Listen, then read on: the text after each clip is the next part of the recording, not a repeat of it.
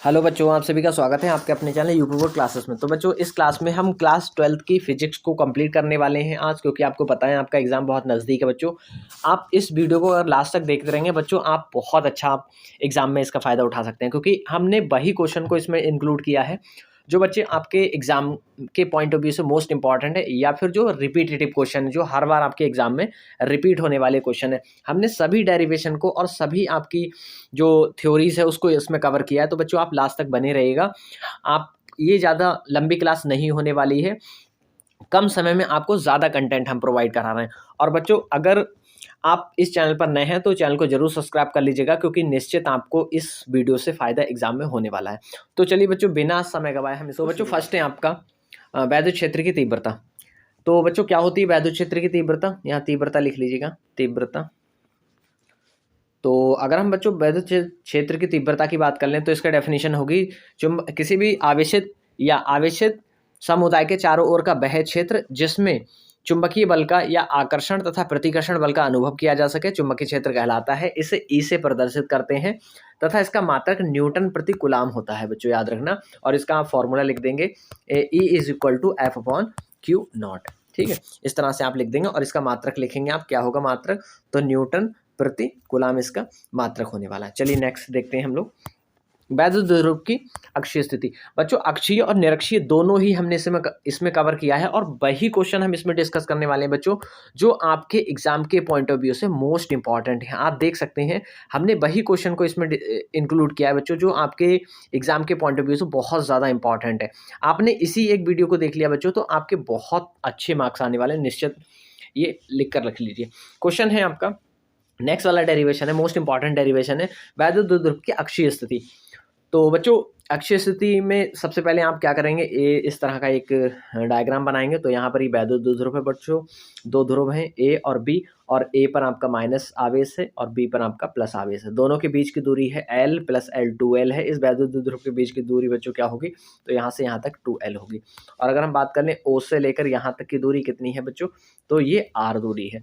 और यहाँ पर एक अन्य बिंदु P है जिस पर हमको वैद्युत क्षेत्र की तीव्रता ज्ञात करनी है। तो हम लिखेंगे, माना एक वैद्युत द्विध्रुव आघूर्ण जो किसी ऐसे माध्यम में रखा है जिसका परावैद्युतांक K है, बिंदु A पर माइनस क्यू कूलाम आवेश स्थित है तथा बिंदु B पर प्लस क्यू कूलाम आवेश स्थित है। दोनों ए बी बिंदुओं के बीच की दूरी 2L है। आप लिख सकते हैं 2L है, 2L लिखेंगे। ए बी का मध्य बिंदु O है। बिंदु O से R दूरी पर इसकी अक्षीय स्थिति में एक अन्य बिंदु P स्थित है। यहाँ देख लीजिए, इसकी अक्षीय स्थिति में P स्थित है, ये है बिंदु O से, है ना, और R मीटर की दूरी पर है। एक अन्य बिंदु P स्थित है जिस पर वैद्युत क्षेत्र की तीव्रता ज्ञात करनी है। अब बच्चों, हमको इस जगह पर वैद्युत क्षेत्र की तीव्रता ज्ञात करनी थी P पॉइंट पर। तो यहाँ पर हम दोनों की दूरी लिख लेते हैं। तो हम लिखेंगे ए पी की दूरी कितनी होगी? R प्लस एल, और बी पी की दूरी होगी R माइनस एल। तो यहाँ पर एक बार हम देख लेते हैं, ए से P की दूरी बच्चों यहाँ से लेकर यहाँ तक R है, और इधर L, तो L प्लस R हो जाएगी। ठीक है, जो ज़्यादा होगी उसमें जोड़ेंगे R प्लस L। ये किसकी दूरी हो गई आपकी? A से P के बीच की दूरी। और अगर हम बात कर लें B से P की दूरी, तो बच्चों यहाँ तक की हमको दूरी सिर्फ चाहिए, लेकिन यहाँ से यहाँ तक की आपकी R दे रखी है और ये L है। तो हम क्या करेंगे, R में से L को घटा देंगे। तो एक बार जोड़ेंगे R में L और एक बार सब्ट्रैक्ट कर देंगे। तो यहाँ पर देख लीजिए दोनों की दूरी क्या है, R प्लस एल और R माइनस एल। अब वैद्युत क्षेत्र की तीव्रता लिखेंगे, E1 is equal to 1/4 pi epsilon naught होगा बच्चों, Q into Q upon R square minus L R minus L square का एल का whole square, sorry, R minus L का होल स्क्वायर। इसी प्रकार हम यहाँ पर लिखेंगे, इसी प्रकार आप लिख देंगे, इसी प्रकार करके, और लिखेंगे E2 is equal to 1/4 pi epsilon naught into Q upon R plus L का होल स्क्वायर। ये दोनों इक्वेशन बन गई। अब हम क्या करेंगे, दोनों हमने फॉर्मूले लिख लिए। अब हम लिखेंगे कुल वैद्युत क्षेत्र की तीव्रता E is equal to E1 minus E2। अब E1 की वैल्यू बच्चों यहाँ पर हम पुट कर देंगे, जो हम अभी निकाल चुके थे, ये वाली है बच्चों। ये एज इट इज आपको एग्जाम में मिलने वाले हैं, ये डेरिवेशन। E1 की वैल्यू हमने यहाँ पर पुट कर दी, ये वाली, और ये हमारी E2 की वैल्यू है, ये हमने यहाँ पर पुट कर दी, और बीच में हमारे पास में माइनस है ये। अब हम क्या करेंगे, तो अब हम उस चीज़ को कॉमन निकाल सकते हैं जो दोनों में हो। तो हमने कॉमन निकाल लिया, 1/4 पाई दोनों में है और Q भी दोनों में है। तो सबसे पहले हमने क्या किया, इसको बाहर निकाल लिया, और यहाँ से Q, और यहाँ से भी हमने क्या किया बच्चों, Q निकाल लिया। और अब हमने ब्रैकेट लगाया तो यहाँ पर हमारा क्या बचा है, सिर्फ ये बचा है अपॉन में, और ऊपर कुछ नहीं बचा, इट मीन्स कि 1 बचा है। इसी प्रकार यहाँ पर अपॉन में ये बचा है और ऊपर में 1, ये माइनस का है, ये प्लस का है, तो इसलिए हमने क्या किया, दोनों को लिख लिया। अब हम क्या करेंगे, इन दोनों में एलसीएम लेंगे, तो इन दोनों में एलसीएम लेंगे हम, इसमें और इसमें। तो ये दोनों अलग हैं, एक माइनस का है एक प्लस का है, तो दोनों ही एलसीएम में आ जाएंगे। तो यहाँ पर दोनों एलसीएम में आ गए और इसकी क्रॉस मल्टीप्लाई होगी, इसकी 1 से होगी मल्टीप्लाई, तो ये एज इट इज़ आ गया। इसी प्रकार इस माइनस वाले की 1 से होगी, तो यहाँ पर ये एज इट इज़ आ गया। अब हम क्या करेंगे, ये a प्लस बी का होल स्क्वायर, ये a माइनस बी का होल स्क्वायर। अब हम खोलेंगे a square plus B square plus 2ab, परंतु ये माइनस का है तो a square plus B square minus 2ab यहाँ पर लिखना पड़ेगा हमको। तो यहाँ पर लिख दीजिए -2ab, ठीक है, इतना और लिख दीजिएगा यहाँ पर। उसके बाद में हम क्या करेंगे, इस माइनस के अंदर गुणा कर लेंगे, तो माइनस का r यहाँ हुआ और माइनस का l यहाँ पर हो गया, माइनस का l, और माइनस इंटू माइनस, तो यहाँ पर आ गया हमारा प्लस, प्लस 2rl। अब एक चीज़ देख लीजिए, माइनस से r, माइनस प्लस वाला कैंसिल, माइनस से प्लस वाला l कैंसिल, तो r और l हमारा कैंसिल हो रहा है यहाँ पर। इस l से r से ये कटा, इस l से ये कटा, यहाँ पर हमारा बचा है 2rl, 2rl दोनों प्लस के हैं, दोनों प्लस के हो जाएंगे, 2 + 2 होंगे आपके 4, कितने हो गए, 4 हो गए। अब हम अगर बात कर लें कि हमारे पास ये वाला जो था, ये वाला रीजन, यहाँ पर ये फॉर्मूला बन रहा है, आइडेंटिटी बन रही है, एक बार प्लस में है एक बार माइनस में, a माइनस बी और a प्लस बी वाला ये फॉर्मूला बन रहा है। और क्या होता है इसका फॉर्मूला, तो इसका होता है a square minus B square. पर अगर यहाँ पर हम बात कर लें तो यहाँ पर हमारा स्क्वायर था, इन पर होल स्क्वायर, और इन पर होल स्क्वायर होगा तो इसके ऊपर भी हम क्या कर देंगे, होल स्क्वायर चढ़ा देंगे। तो इसी प्रकार से हमने क्या किया, यहाँ पर हमने a square minus B square का होल स्क्वायर चढ़ा दिया। ये अपॉन में जो है वो बच्चों एज इट इज़ रहेगा।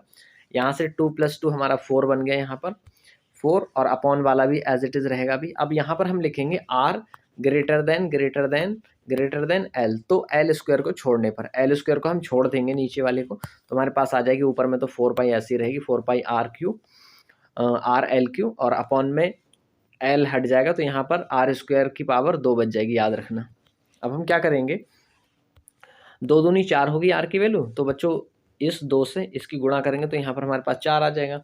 अब 4 यहाँ पर r की पावर 4 हो गई, लेकिन ऊपर भी तो r था एक, तो इस एक r से हमारा नीचे वाला r एक कैंसिल, तो इसके पास हमारे पास में 3 पावर आ गई होंगी, देख लीजिए आ गई 3, तो यहाँ पर हमारे पास 3 पावर आ गई।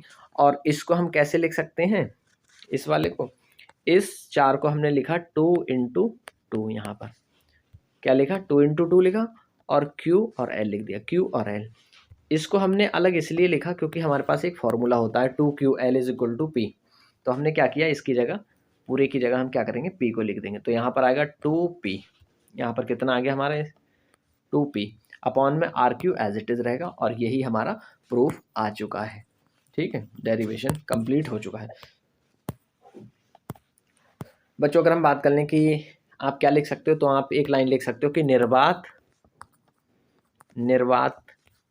के लिए k बराबर 1, तो जब k बराबर 1 होगा तो बच्चों यहाँ से k हट जाएगा और हम सिंपल लिख देंगे 1/4 pi epsilon naught into 2p upon r Q, यही हमारा e की वैल्यू आ जाएगी, ठीक है, इसको सही से लिख लीजिएगा। नेक्स्ट हमारे पास में विलगित गोलीय चालक की धारिता का सूत्र। तो विलगित गोलीय चालक के लिए हम क्या करेंगे, सबसे पहले हमको एक डायग्राम बनाना पड़ेगा, तो ये हम डायग्राम बना चुके हैं, यहाँ पर देख लीजिए, ये है हमारे पास में डायग्राम। तो इसका डायग्राम हम बनाएंगे, ये हमारे पास गोलीय चालक विलगित गोलीय है, यहाँ पर इसका बिंदु O है, ये केंद्र है, और इसकी यहाँ से यहाँ तक की जो त्रिज्या है, त्रिज्या को हमने A लिख रखा है, ठीक है। तो हम क्या करेंगे, चालक के केंद्र O पर विभव, तो यहाँ पर हम पहले विभव निकालेंगे इसी चालक के केंद्र पर, ये विलगित गोलीय चालक है, याद रखना। तो B बराबर 1/4 pi epsilon not K into Q upon A आ जाएगा। ये पूरी क्या आ गई आपकी, ये आपका विभव आ चुका है। इसके बाद में हम लिखेंगे गोलीय चालक की धारिता, और धारिता होती है C = Q अपॉन V। तो यहाँ पर हम Q अपॉन V जब लिखेंगे तो जो Q की वैल्यू ऊपर थी ये वाली, ये Q ऐसी रहेगा अपॉन में, जो हमारे पास ये बी की वैल्यू है वो इस जगह पर हम पुट कर देंगे, और जब इस जगह पर पुट करेंगे तो हमारे पास कैसे वैल्यू आ जाएगी, तो हमारे पास आएगी क्यू अपॉन ये वाली वैल्यू नीचे लिखेंगे 1/4 pi epsilon naught K into Q upon ए। इस क्यू से ये कैंसिल होगा, बचेगा ये सिर्फ नीचे वाला हमारे पास पूरा बच जाएगा, याद रखना। और ये पूरा कहाँ चला जाएगा, ऊपर। तो लास्ट में हमारे पास देख लीजिए, इससे ये कैंसिल, हमारे पास क्या बचा, ये बचा और नीचे बचा ये, देख लीजिए हमने एक लाइन में लिख दिया, ऊपर सिर्फ 1 बचा, नीचे में ये पूरा बचा 4 पाई एप्सिलॉन नॉट के और ए। तो ये सबसे नीचे वाला कहाँ जाता है, सबसे ऊपर चला जाता है, और 1 से इसकी मल्टीप्लाई होगी भी, तो हमारे पास वैल्यू आ जाएगी निकल कर C is equal to 4 pi epsilon naught K into A. और निर्वात के लिए आप के की वैल्यू 1 लगा सकते हैं, तो आपके पास वैल्यू निकल कर आ जाएगी 4 पाई एप्सिलॉन नॉट, और ए के को हटा सकते हैं आप निर्वात के लिए, ठीक है।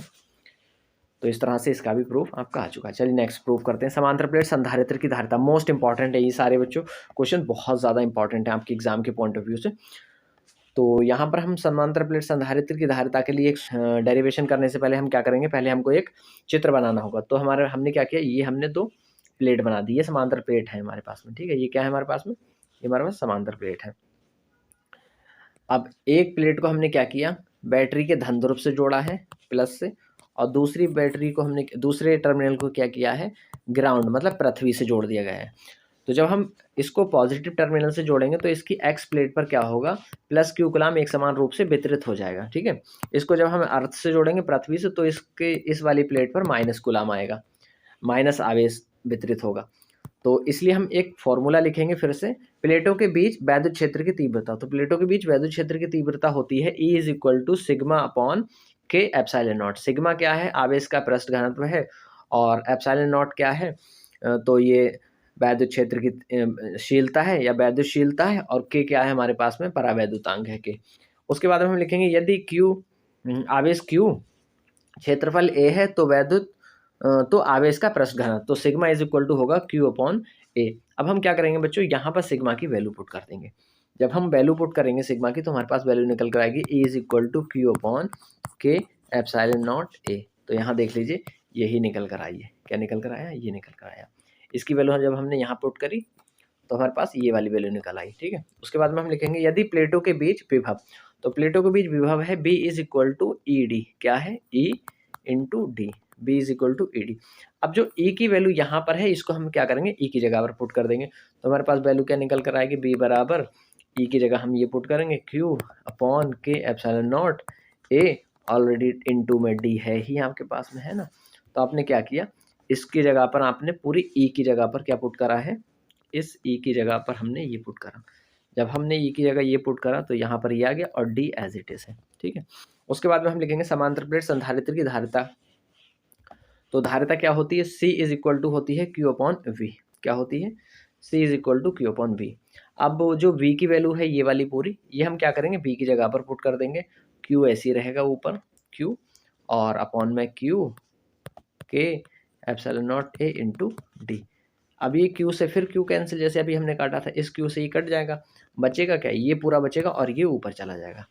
तो जब ये बच्चों ऊपर जाएगा तो ये वाली पूरी की पूरी ऊपर जाएगी। तो देख लीजिए के एप्सिलॉन नॉट ए आ गया, और ये पूरा पूरा आ गया है, अपॉन में डी बचा है, तो आप अपॉन में डी लिख सकते हैं। तो इस तरह से आप इसको भी प्रूफ कर सकते हैं, ये आपके पास में प्रूफ हो गया। और इसका मात्रक क्या होता है, संधारित्र की धारिता का, तो फैरेड होता है। चलिए नेक्स्ट क्वेश्चन देखते हैं। Next derivation most important derivation है बच्चों। अगर ये आपको अच्छा लग रहा है तो प्लीज़ चैनल को जरूर सब्सक्राइब कर लीजिएगा, क्योंकि हम एग्जाम के पॉइंट ऑफ व्यू से ही ये वीडियो बना रहे हैं बच्चों। इसको लाइक ज़रूर कर दीजिएगा, और प्लीज़ बच्चों इसको सब्सक्राइब भी कर लीजिएगा अगर आपको लग रहा है कि आपके एग्ज़ाम में ये बहुत ज़्यादा हेल्पफुल है। तो मुक्त इलेक्ट्रॉन के अनुगमन वेग तथा वैद्युत धारा में संबंध। तो बच्चों अगर वैद्युत धारा की बात करें तो आई होता है वैद्युत धारा, और अनुगमन वेग वीडी होता है, और ये वो वेग होता है जो इलेक्ट्रॉन को आगे मूव करने के लिए उसको प्रेरित करता है या उत्तरदायी होता है। तो ये वो आवेश ये वो चाल है बच्चों, वेलोसिटी है जो इलेक्ट्रॉन को आगे चलने के लिए उत्तरदायी है, और उसी को हम अनुगमन वेग या अपवाह वेग बोलते हैं। अनुगमन वेग कह लो या अपवाह वेग कह लो, एक ही बात है, ठीक है। तो यहाँ पर हम एक बार इसको इस डायग्राम को बनाएंगे। तो ये डायग्राम बनाकर आप, ये कंडक्टर है, चालक है, इसके अंदर ये इलेक्ट्रॉन है फिल, और ये इलेक्ट्रॉन मूव कर रहे हैं, किस चाल से मूव कर रहे हैं, तो अनुगमन वेग BD से। और ये आपकी क्या है, ये चुंबकीय क्षेत्र की तीव्रता है E। ये आपका क्षेत्रफल है A, किसका, इस चालक का। तो यहाँ लिखेंगे किसी चालक में वैद्युत धारा की प्रबलता चालक के क्षेत्रफल से प्रवाहित होने वाली धारा के प्रति सेकंड आवेश के परिमाण के बराबर होती है। तो हम लिख देंगे I is equal to Q/T। ये हमारे पास एक फॉर्मूला आ गया।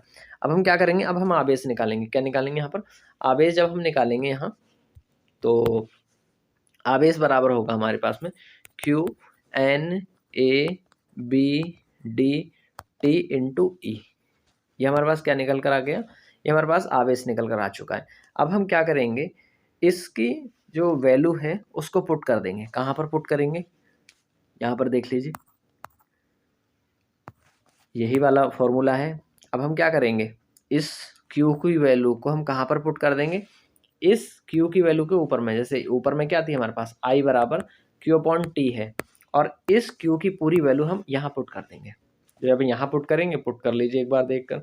मान लीजिए Q/ कितना था, I बराबर है Q/T, यहाँ ये वाला फॉर्मूला, ये क्वेश्चन, और ये वैल्यू हम पुट कर रहे हैं। कौन सी वैल्यू पुट कर रहे हैं, तो ये वाली वैल्यू पुट कर रहे हैं, ये वाली। तो पुट कर लीजिए, I बराबर वैल्यू है NABD/T इंटू E। अपॉन में भी T है, T से T कैंसिल, तो आपके पास में क्या बचेगा, T से T यहाँ पर कैंसिल होगी, देख लीजिए।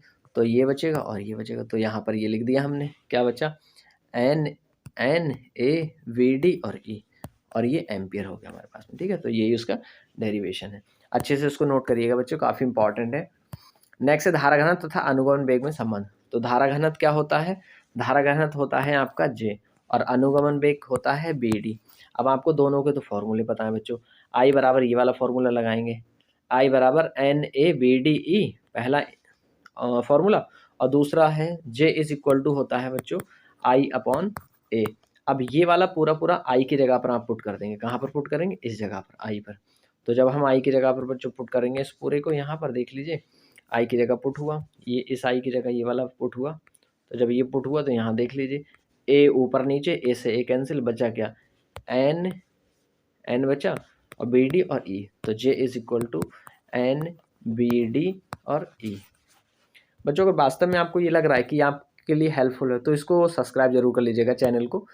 हम इसी तरह के वीडियो टाइम टू टाइम लाते रहते हैं, और एग्ज़ाम के लिए आपके जितने भी हमको लग रहा है कि जितने भी क्वेश्चन इंपॉर्टेंट है वो सब हम डिस्कस कर रहे हैं। और अगर हमको इसके बाद भी लगेगा तो हम इसी चैनल पर वीडियो डालते रहते हैं, और जो भी इसके बाद का कंटेंट होगा वो भी हम इस पर शेयर कर देंगे बच्चों। तो चैनल को जरूर सब्सक्राइब कर लीजिएगा। ओम का नियम है नेक्स्ट आपका। तो बच्चों ओम का नियम काफ़ी इंपॉर्टेंट है। तो हम इस तरह से लिख सकते हैं कि यदि किसी चालक की भौतिक अवस्था जैसे ताप, दाब, क्षेत्रफल आदि में परिवर्तन ना किया जाए, तो इस चालक के सिरों के बीच लगने वाला वैद्युत विभव इस चालक तार में बहने या इस परिपथ में बहने वाली धारा के समानुपाती होता है। इसी को ओम का नियम कहते हैं। क्या मतलब हुआ इसका, तो बच्चों इसका मतलब ये हुआ, ये हमारे पास में एक परिपथ, और इस परिपथ में ये है परिपथ, यहाँ पर है प्रतिरोध, यहाँ बैटरी लगी हुई है। तो ये कह रहा है कि इसमें दिया गया विभव इस परिपथ में प्रवाहित होने वाली धारा I के समानुपाती होता है। तो ये है हमारे पास में B समानुपाती I। अब बच्चों जब समानुपाती का सिंबल हटता है, बराबर का निशान लगता है, ये समानुपाती का सिंबल है, तो हमारे पास एक कांस्टेंट आ जाता है। अब वो कांस्टेंट क्या है, तो वो है हमारे पास में R। अब R की वैल्यू जब बच्चों यहाँ से निकालेंगे तो I क्या करेगा, B की बटे में लिख देंगे हम, और जो R है वो क्या है आपका कांस्टेंट है। तो B बराबर I बराबर R, और R ही क्या होता है बच्चों, R हमारे पास कांस्टेंट है इसमें। ठीक है, और उसके बाद में आप क्या करेंगे, इसको बना देंगे। ये आपकी धारा है ऊपर, इधर विभव है, इस वाले पर विभव है, और ये वाली जो लाइन है वो आपका प्रतिरोध है। तो बच्चों कैसा लगा ये सेशन, अगर अच्छा लगा होगा तो इसको लाइक कर दीजिएगा, और आप चैनल पर पहली बार विजिट कर रहे हैं तो इसको सब्सक्राइब कर लीजिएगा। बच्चों हम इसी तरह के जो टॉप कंटेंट है उसको आपके साथ शेयर करते रहते हैं। तो बच्चों मिलेंगे नेक्स्ट इन्फॉर्मेटिव वीडियो के साथ, तब तक के लिए bye bye, take care, thanks for watching.